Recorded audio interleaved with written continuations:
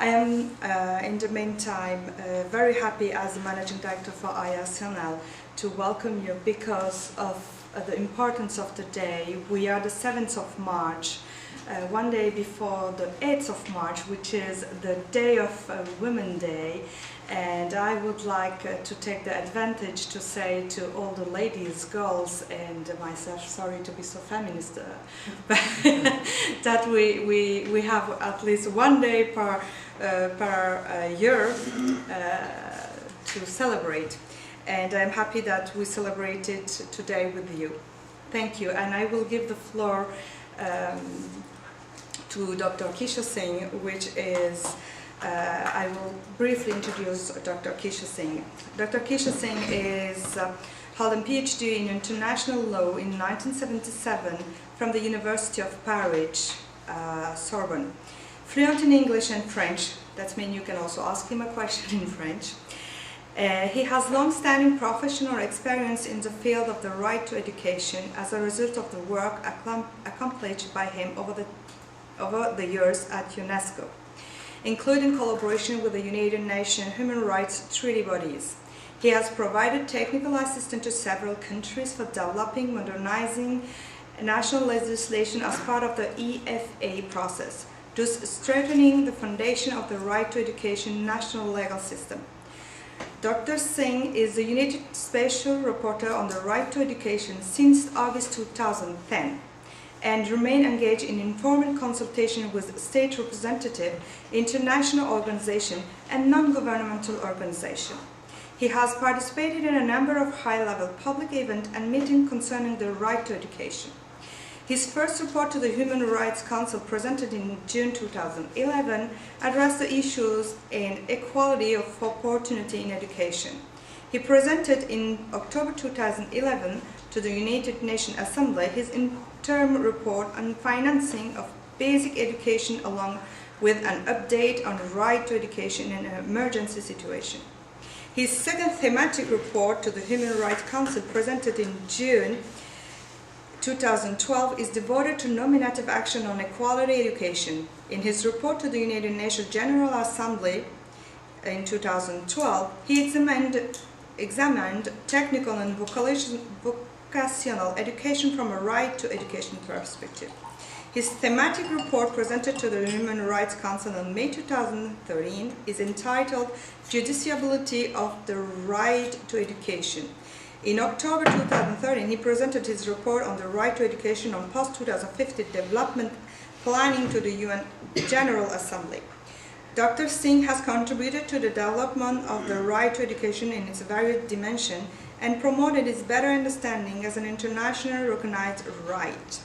He has a larger number of publications to his credit and in the field of the right to education, to which he was devoted his career. I am very honored to have him with us today.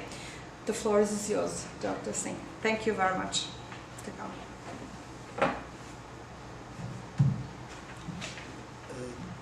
I would like first of all to express really my gratitude to Meral DURAN and the organization for this opportunity of sharing my experience with you today. And thank you for your kind words. I'm very honored here also to be with His Excellency Ambassador Moldov and Dr. Carmen Patricia and all of you as distinguished participants. As indicated in the program, I will just very briefly talk about the importance of education and of the right to education in today's thinking on what should be the agenda for future post-2015 development agenda. This is part of a process to which international community was committed long back.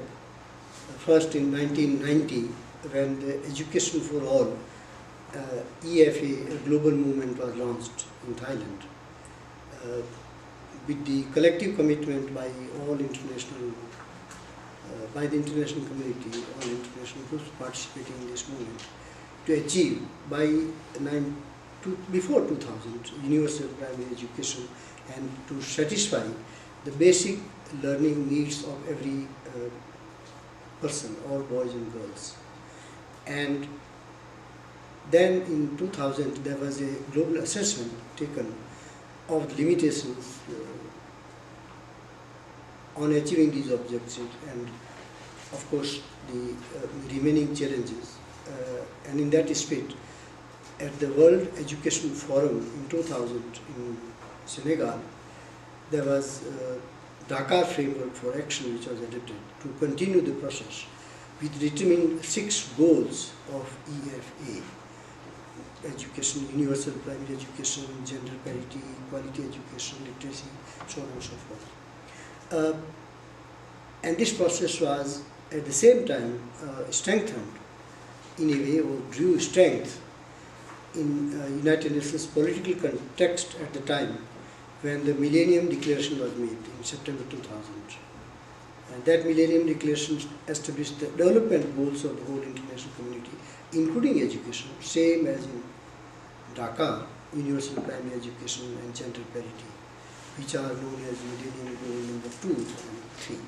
But more important also was Millennium Goal number 1, among 8 goals, which is reducing poverty by 50%. What is important for us, I think, to know, and we can talk about it later, and you should, if I can suggest, also reflect more on this, is that at that time there were 2 things which were apparent. One, the education for all goals, although it was not specifically made clear, they related to international obligations of states. It was not as if the universal primary education did not exist and it was invented in 1990. All EFA goals are connected to the international obligations for right to education established in international treaty. But second, which is more disturbing, the second trend is that when the Millennium Development Goals were adopted, there was not much consideration to human rights. Nobody had at that time talked of a human rights based approach to Millennium Development Goals.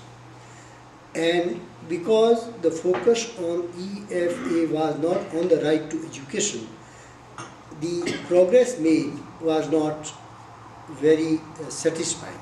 We know today, for example, that even universal primary education is compromised, it's not achieved. But what is most worrying is that even there, where there is a progress in universal primary education, the quality of education given is extremely below the minimum standards and quality imperatives. And that this remains a permanent continuing challenge.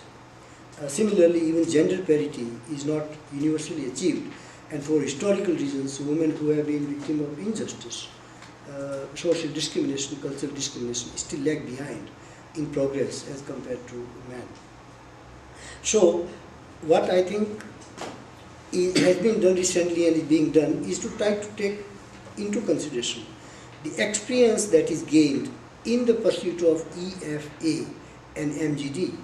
And there is one overarching trend which I would like to mention, which you probably know, and that is now, since 2010, a recognition that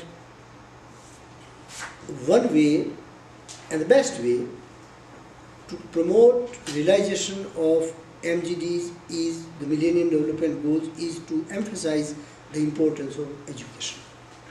In 2010 September, I was there also in New York when the summit, heads of the state summit took place, and the review meeting led to one important conclusion. There were other conclusions also, but one important conclusion that came out and which is being pursued is the importance, I am quoting the gist of it, the importance of central role of education in accelerating progress towards all MGDs.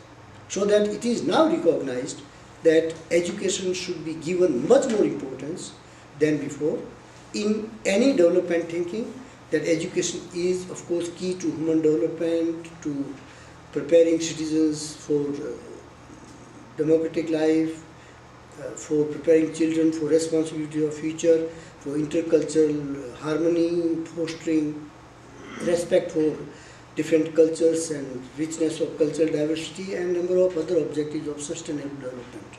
So